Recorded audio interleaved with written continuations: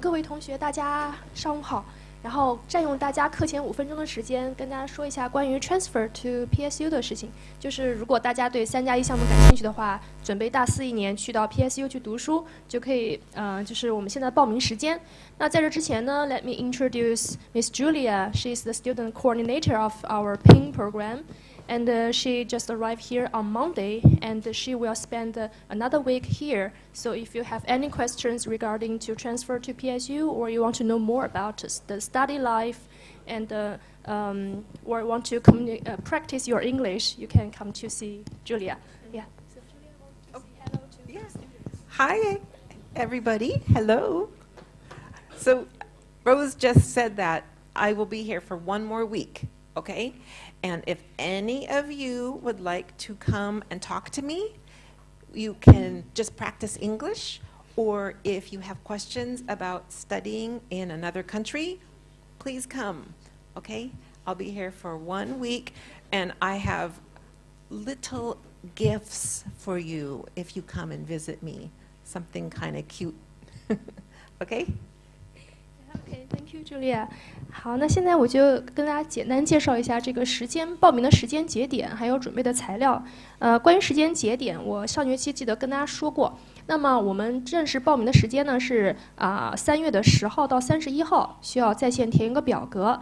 那么4月1号就是截止报名，然后4月到5月期间呢，美国那边会审核资料，然后差不多5月下旬给大家发这个 I-20。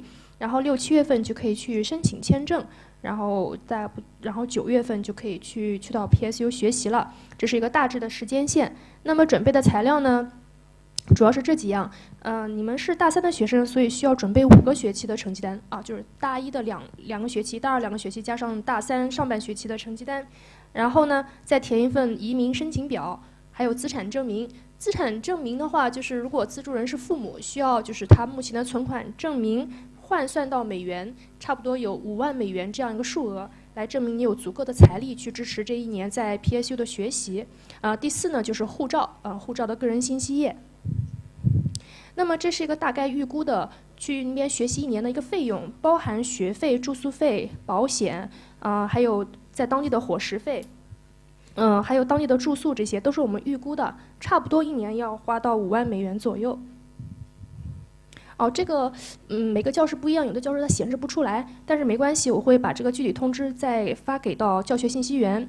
我们打算下周3的下午2点到2点半呢，会组织一个线上的讲座，来指导大家如何填写申请表，然后是通过腾讯会议。腾讯会议的 ID 呢，我一会儿再发给信息员。还有这是一个微信群，就是今年打算参加3+1或者是2+2项目的同学都会加入这个微信群。如果有任何问题，可以在群里面沟通。然后另外呢，我跟茱莉亚目前在那个305办公，如果大家有什么想进一步咨询的话，可以到305来找我们。OK， 这就是所有的信息啦，各位同学。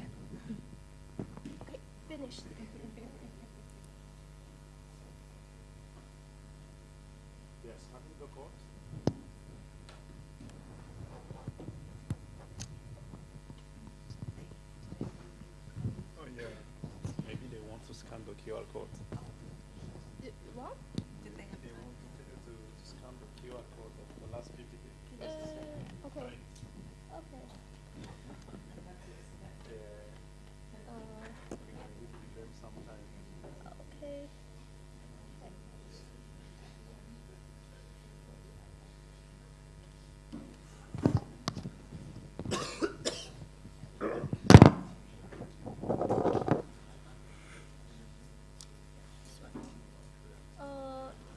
Terry 老师提醒我，可能没有给大家足够的时间来扫这个2维码，再给大家1分钟的时间，如果感兴趣，可以扫一下这个2维码哈。You can take a picture of this last slide if you wanna scan the code late. Yeah.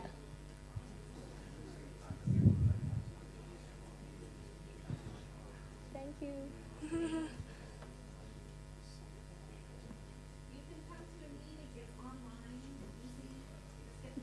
对，那个会议号我到时候发给教学信息员，然后麻烦信息员帮我传递给班里其他同学哈。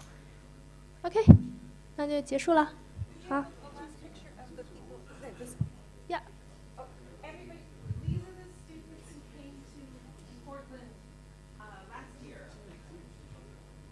I think this is a year before last year. Yeah, 2 years ago. And some of them are still, they're graduating this term. Yeah, like Sky, Eric. And many of them are in graduate school in the United States, Mm-hmm. getting their master's or PhD. Yeah. This is the Oregon Coast. We're 1 hour from Portland. It's really beautiful rock and ocean. And one of the students who came got married.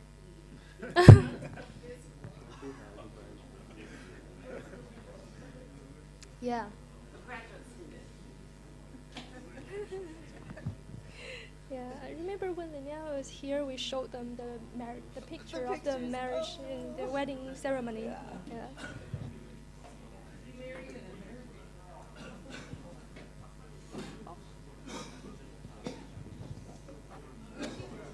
Most welcome. See you. Bye bye. Thank you.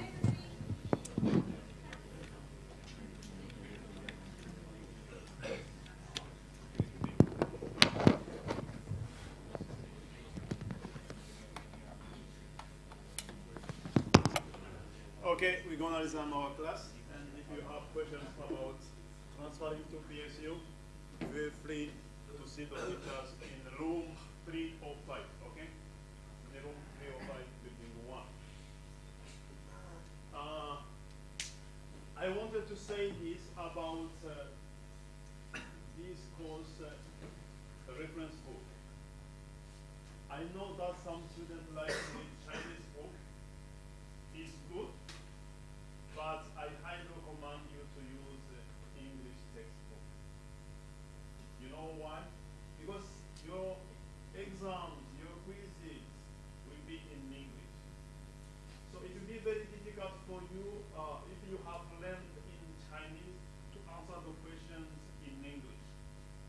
Instead, please use the English textbook because it will help you to learn some important terminologies that we are using in this course. You may find out that we have many new words in this course is because it's totally new to you.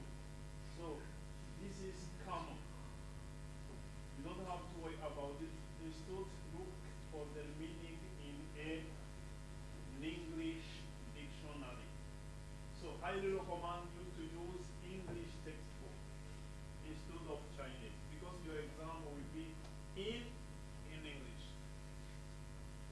All right, we were talking about processor technology trends. We talked about transistors size, how transistor size has been decreasing from year to year to allow the computer to be in small size. As we have seen that our computers include a big number of transistors.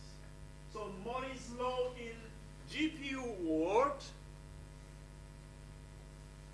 We also have to talk about Moore's law in GPU world. Is very important because if you know, GPU stands for graphics processing unit. With the rise of AI, we have a lot of data that needs to be processed. So we need very powerful CPUs which are able to perform in parallel. So parallel processing is very important. GPUs have many cores that can handle thousands of threads simultaneously at the same time. Parallel processing. Cores. Many cores that are able to perform, to handle many threads at the same time. We have high throughput. That means that GPUs are designed for high throughput and they are able to perform millions of similar calculations at once. They are able to execute multiple millions of calculations at once. So the performance of GPUs is increasing at rate much faster than Moore's law would predict for CPUs. So which means here the performance of GPU is increasingly at a rate much faster than Moore's law may predict. Clear? So we have the number of transistors. As you can see, this picture depicts Moore's law in GPU world. We have the number of years on x-axis, and we have y-axis, the number of transistors. And the number of transistors, the performance of GPUs is increasingly at a rate much faster than Moore's law would predict for central processing unit. Because for GPUs, we need a very high performance for parallel processing, which means we have many cores which are able to handle thousands of threads at the same time. We have a high throughput, means that GPU are designed for high throughput to perform millions of similar calculations at one time. So transistors count increase to meet demand for performance as well as for functionalities. There are many applications to create demand increase in the performance. So this is really important because with the rise of data, GPUs are very important to analyze them. They are very important to perform millions of similar calculations at once. So how is possible? We need to scale the transistor channel. We need to reduce the power consumption so that we may have higher density, cost efficiency, and so on and so forth. So power consumption is an issue. You need to add more transistors as you can be able to power them on. Power consumption is a major factor that limits the performance of computer systems. Of the power of computer consumes, and there is also high heat. That means also for battery life. This is specifically for mobile devices. Power efficiency is crucial as it is impacted battery life. There are two forms of power consumption: dynamic power consumption and static. Dynamic one is when the transistors switch from on to off, and vice versa. There is a switch capacitance and the circuit current.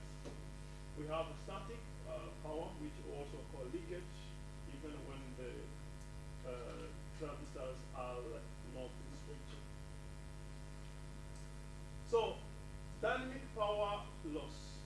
We have switch capacitance, which account for 80 to 90% of dynamic power loss.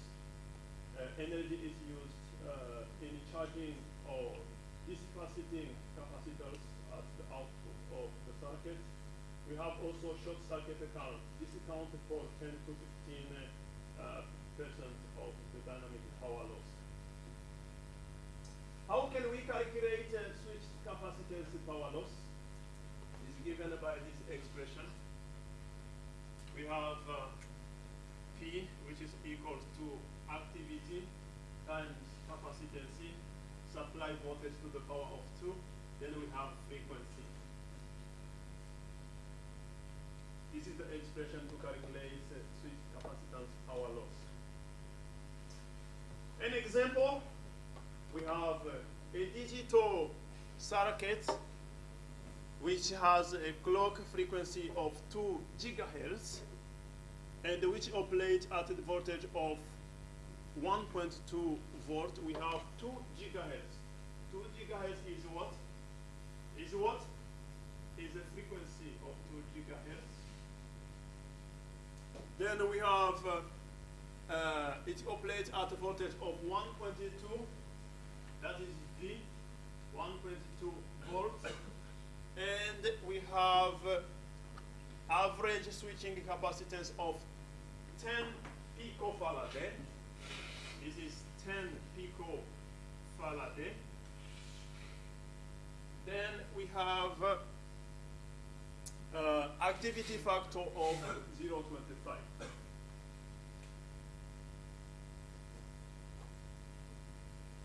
Then what is what is dynamic power consumption of this circuit? Hello? What is the dynamic power of this circuit? Do it for me. You have 2 minutes to complete it.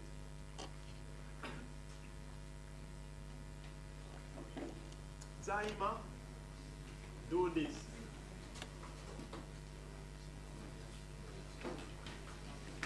Why you are taking a picture? Huh? Don't take a picture. I know why you do take picture. Okay? Do it by yourself. Quite easy. This is the application of the formula.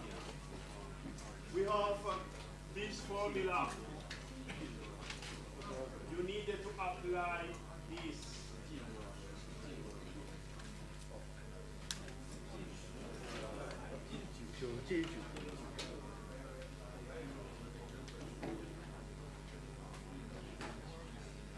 Hello, you have only 2 minutes to finish this. It's not difficult.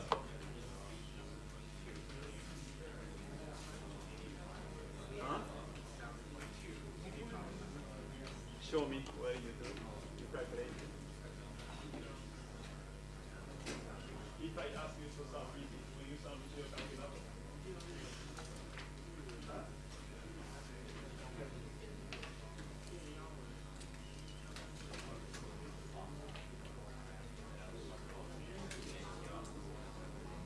Hey, be quiet.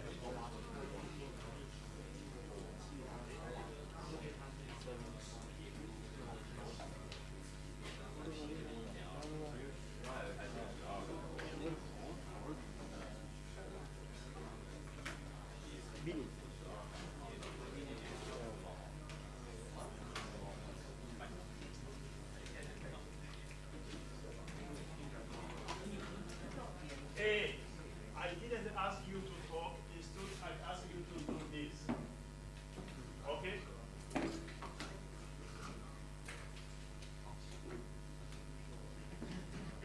Finish? Huh? 0.2 what? What?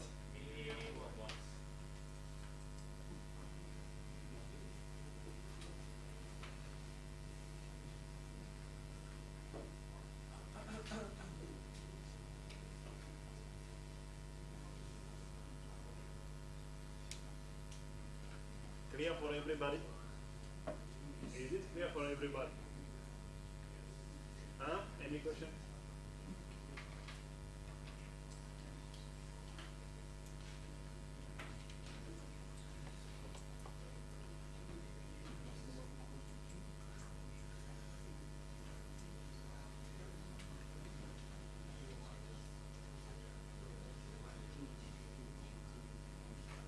All right. Now let's continue with CPU clocking. We have operation of digital hardware. Here you need to understand that for each operation we need the number of clock cycle to finish the task. There is also something that we need to understand that is data transfer rate. So clock period, that is the duration of a clock cycle. For example, it may take 250 picosecond, that is 2.25 nanosecond, and that is 250 times 10 to the power of minus 12 seconds. For clock frequency, that is the number of cycles per second. We have, for example, 4.0 gigahertz, that is 4 times 10 to the power of 9 hertz. So these are very important terminologies when we talk about the CPU clocking, clock period, clock frequency, or clock rate. We're gonna talk this in more details when we learn about computer performance metrics. Then we learn about the CPU time. So method of reducing switched capacitance power loss, there is decrease of the capacitance. This can worsen the performance. Decrease of the activity level, this is quite difficult. Reduce the clock frequency, this will also reduce the performance and may end up reducing the energy used or decrease supply voltage. That is to lower voltage, which can also increase the time delay of the circuits. Static power loss. Again, you can reduce the supply voltage or reduce the size of the circuit by having the clock gating and technology mapping used. You can also try to cool the system, try to cool the computer, or change thresholds that is applicable for the transistors. Now, modern processors. We needed to talk about modern processors, modern microprocessors. For example, we have seen that nowadays, because of the rise of AI, because of the data generation, we need some powerful systems that are able to do parallel processing, that are able to do similar calculations at once. That's why there is introduction of what we call multi-core mania, when a single processor chip includes many cores. Now let's get started. For example, Intel Core i7, this has a clock frequency of 3.2 to 3.32 gigahertz. We have 45 nanometers, and it includes 4 to 6 cores. Power consumption 95 till 130 watts, and it has 3 different levels of cache memory. Multi-core mania. We have the fast servers, for example, IBM Power. You have many cores. You have many cores on. This is the processor chip. Then we have many cores on a single processor chip. We have different levels of cache memory.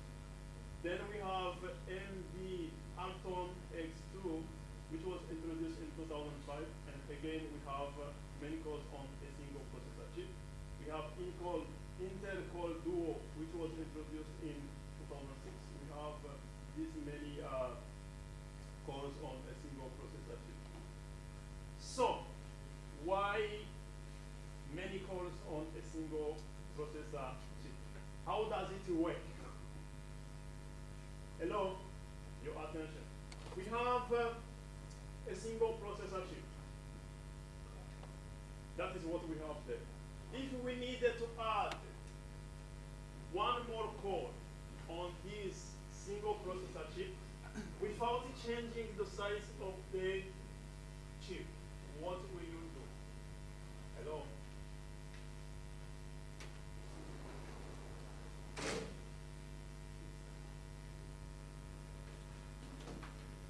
Tell me, you wanted to add one more core on a processor chip. You do not need, you don't have to change the processor chip size. How will you do? We have, this is the processor chip.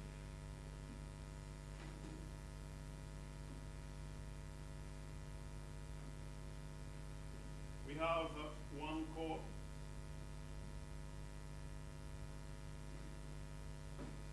We need to add one more core in this processor chip. But we are not going to change the size of the processor chip. How will you proceed? As we have seen that nowadays many computer systems they have to integrate many cores on a single processor chip to allow the computer to do many calculations at the same time, to allow parallel processing. So we needed to add one more core on a processor chip. How will you do? Huh? How? To put it in parallel? How will you do? Huh? Any idea? You will put them in parallel like this, one after another, in parallel. Huh? Cutting? Getting one. Or what if you reduce the size of the core So we have this core. This is the core inside a processor chip. So we can have the same processor chip size.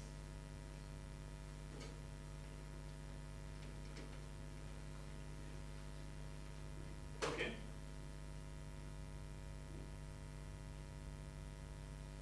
This is the core. Then instead we have to reduce the core size like this one to B2.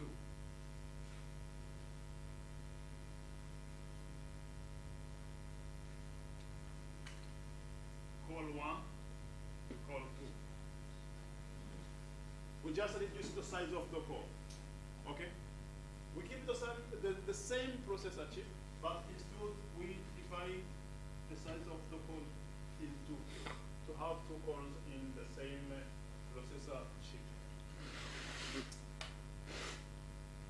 If you want to add 2 more cores to make 4 cores on a single processor chip, you again try to reduce the core size to add 2 more cores, then it will be like this. So we can have many cores on a single processor chip, which means a core is able to do a task on its own. It's able to perform a read on its own. Now, I want you to pay attention to this. We have core area, which is A, right? This is the core area. We have dual core. We have to divide the area into 2 because we have 2 cores. We have the core, a number of core 4 here because we kept the same size, we kept the same area. We have to divide the area by 4. When it comes to core power consumption, we have let's say 1 watt, and here because we have reduced the size of the core, let's say we're gonna have these watts divided by 2, here divided by 4 because we have 4. Chip power, so here we have W plus O, this is a variable. Here O plum, here O plum 2. Here understand that this to mean that they have different power consumption. For the core performance, I want you to pay attention. Core performance, we have P. For dual core, we have 0.9. For quad core, we have 0.8. So you see, the performance of each core is decreasing, while the performance of the chip is increasing. For chip performance, we have P here for a single core. We have 1.8. You see, it is increasing for chip performance. And for quad, we have 3.2 performance. So the performance of each core in dual and quad core is decreasing, while the performance of the chip is increasing. Why? Why? The performance of each core in dual or quad core is decreasing. The performance of each core. But the performance of the chip is increasing in dual and quad core. Why? Communication delay, very good. Even though they are performing different threads at the same time, they needed to communicate. Okay? They need also to share some resources. They needed to share the memory, right? Clear? So these cores, they share memory. They share some computer resources. That's why the performance of each core is decreasing. There's also what we call overhead. And also, not each task, not all tasks can be performed in parallel. Okay? Some tasks need to be performed in series, one after another. That's why the performance of each core is decreasing. But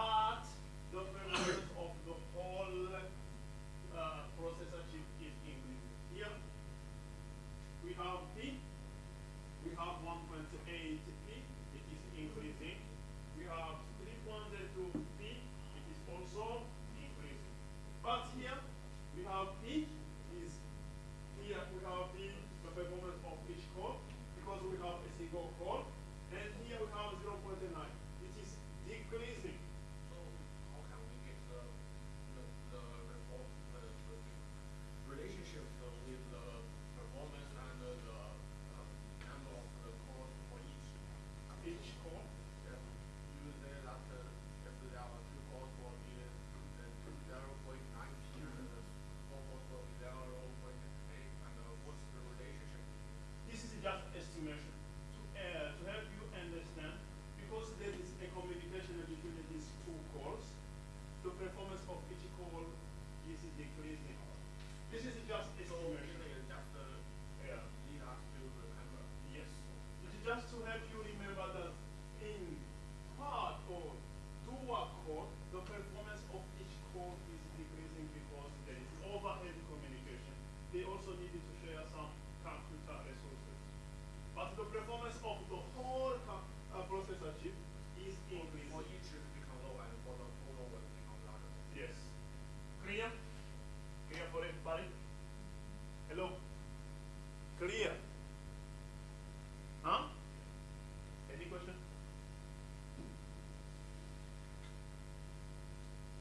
Good.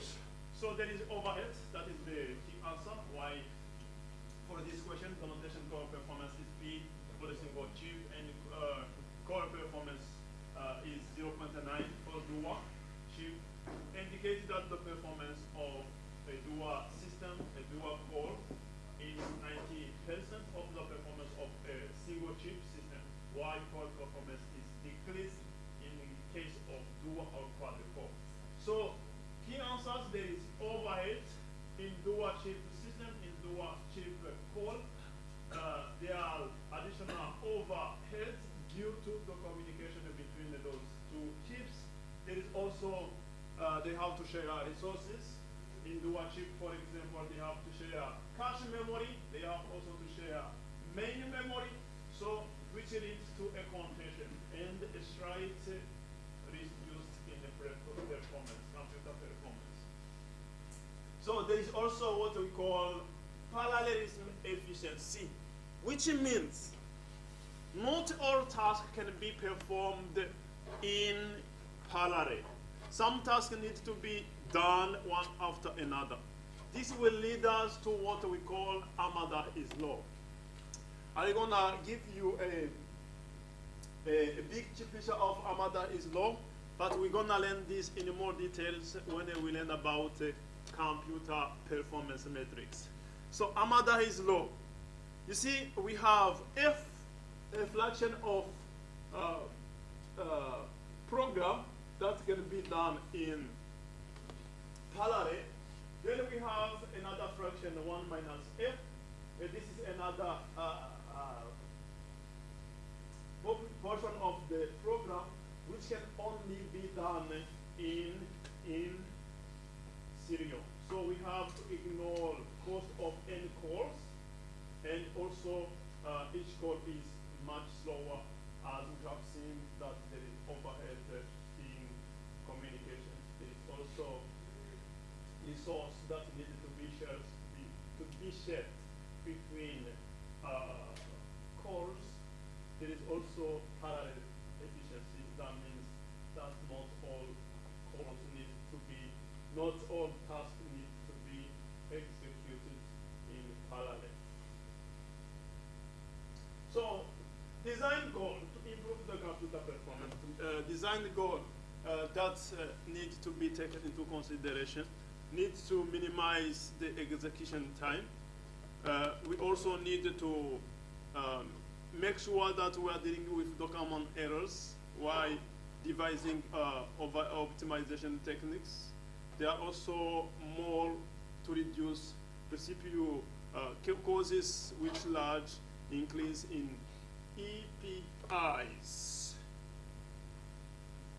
So there are other technology trends, including the main memory, including the DRAM density, which has been increased by 40 to 60% per each year.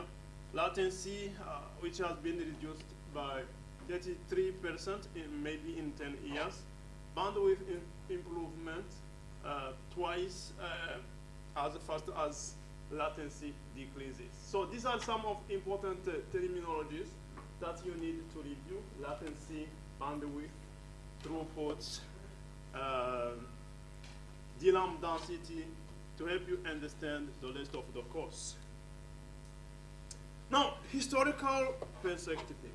We have the CPU. The CPU, there have been many improvements in the CPU. As you can see, there have been many improvements, evolution, when it comes to the processor. You see how there are relative bandwidth improvement for the processor. And then the memory as well, network, but as if you try to see the memory evolution is not following the processor trends, which means there is what we call memory war. We're gonna into this when we learn about memory systems. All right, impact of advancement in technology. Processor, we have increased about 30% per year. That means that the performance of the processor is being increased, is being evolved 2 times every 1.5 years. Whereas for the memory, especially for the DRAM, we have 4 times every 3 years. And the speed of the memory is 1.5 times every 10 years. So that means there is also a problem. As you can see here, the speed of the memory does not follow the evolution, the advancement in technology when it comes to the CPU and the memory. So the CPU might be a little faster compared to the memory when it comes to the speed, which means this speed of the memory will slow down the performance of the CPU because the memory is not working at the same speed as the CPU does. That's what we have to see in more detail when we learn about memory systems. So we have logic performance gap. That means memory war. There is a problem of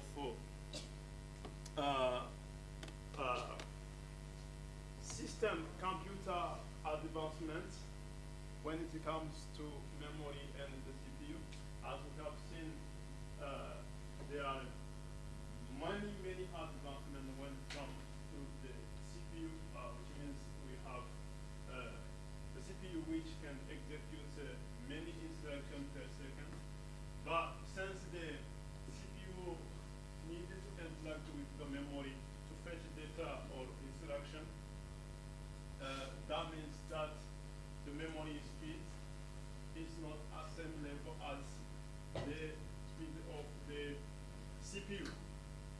As depicted by this picture, we have the logic, this is the arithmetic logic unit, which is with speed that's depicted by the y-axis, and we have the years on the x-axis, and we have the memory here.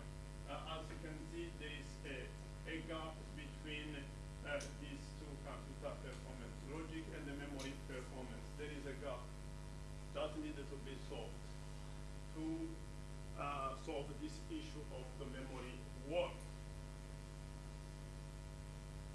Input-output device also is another consideration in computer performance, because the computer needed to get input from the input and also needed to provide the result to the output device. There needed to be a data lake that can be correlable to the computer system, to the central processing unit, to make sure that there is a balance when it comes to the speed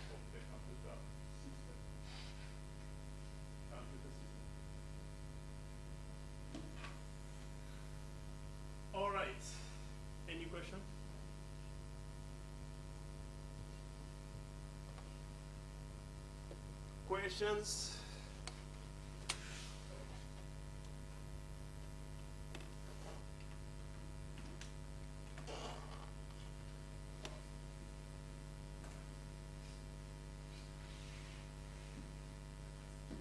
So in today's class, we just learn about block diagram of the computer. We have seen that the computer include important components like the CPU, central processing unit, memory, input-output devices, and those computer components are all linked together with what we call bus system. The CPU is there to execute instructions, and the memory is there to store data and instruction. Input-output allow user interaction with the system.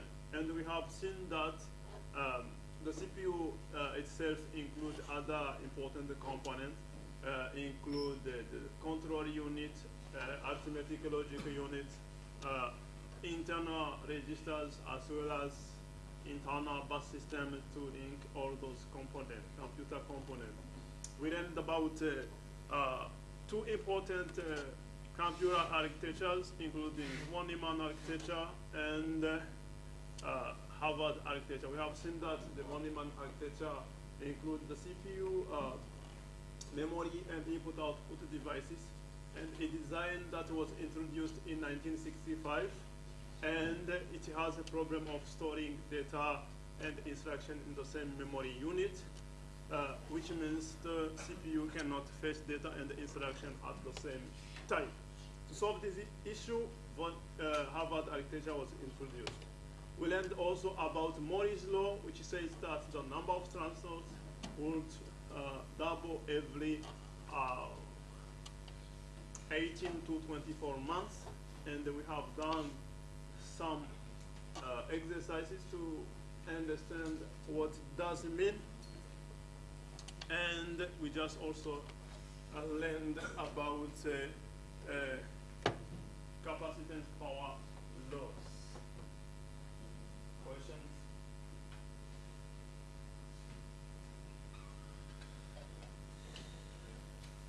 Okay, if you don't have questions, please make sure you do review the PPTs, because at any time you may have class quiz. Okay. Clear?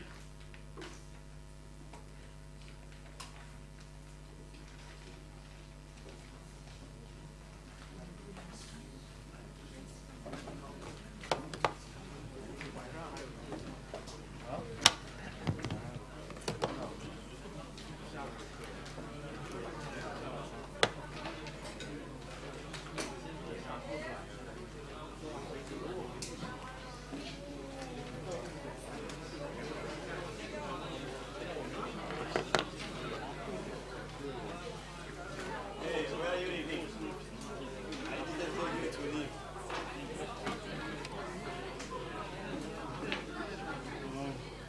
Hey, don't leave. You need to wait for the bell to ring.